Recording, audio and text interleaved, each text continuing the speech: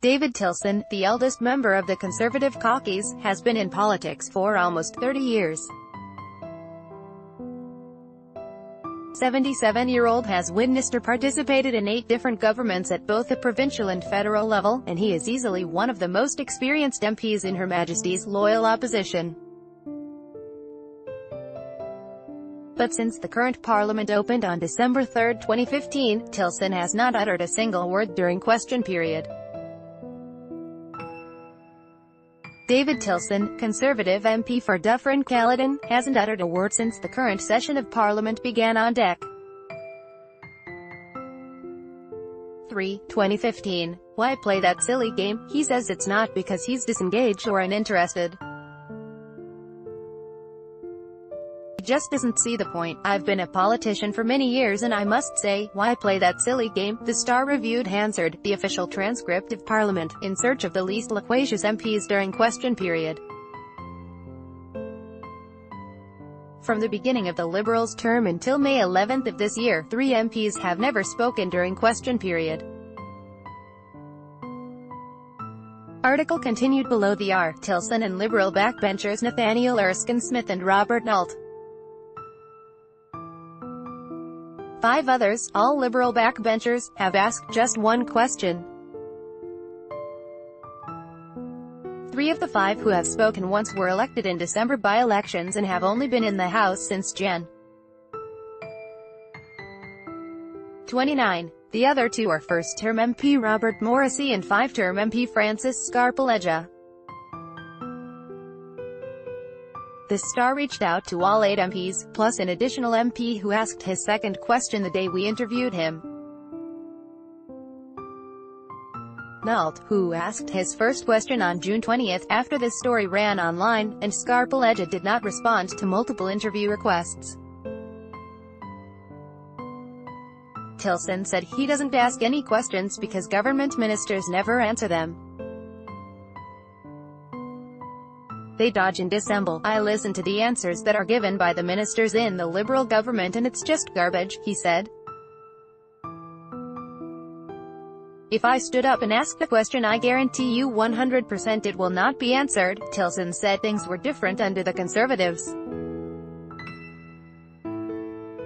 He may be forgetting that those apparently halcyon days included Conservative MP Paul Calandra's tearful apology to the House for a series of absurd non-answers.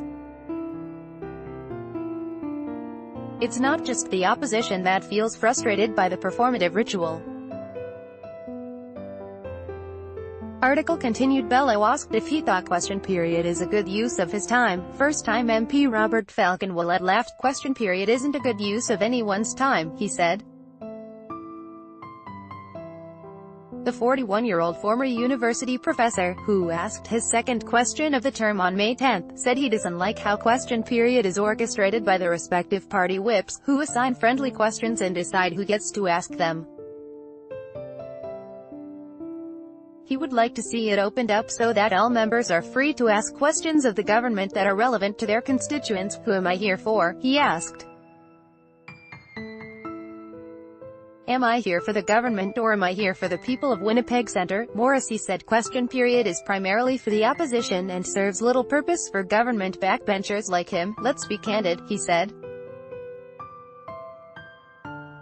In question period, the opposition spends most of its time trying to embarrass the government. Sherith Rogers, one of the recently elected Liberal backbenchers, admits that part of question period is about scoring political points, but he disagreed with Tilson's assessment that it's a waste of time. There are lots of questions on a regular basis, and there are many answers provided, he said.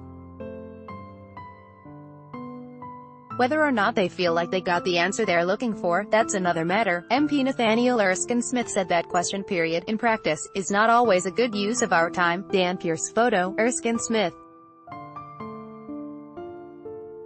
A first-term Liberal MP who has occasionally voted against his own party, says the opposition sometimes uses question period effectively by highlighting issues in a coordinated way to push them onto the agenda. Sometimes that can push media to pick up the story, which can then pressure the government into action. Erskine-Smith said he would like to see less partisanship from all parties. The opposition would move away from misleading and cheap attacks, and the government would engage directly in answering questions with substance. He added, question period always has the potential to be an effective way to hold the government accountable in a public forum. In practice, it is not always a good use of our time. Data analysis by Andrew Bailey. Investigative reporters Marco Chaunovd and Brendan Kennedy were on a team of 6 reporters that fact-checked question period over 5 days. See what they thought of their findings.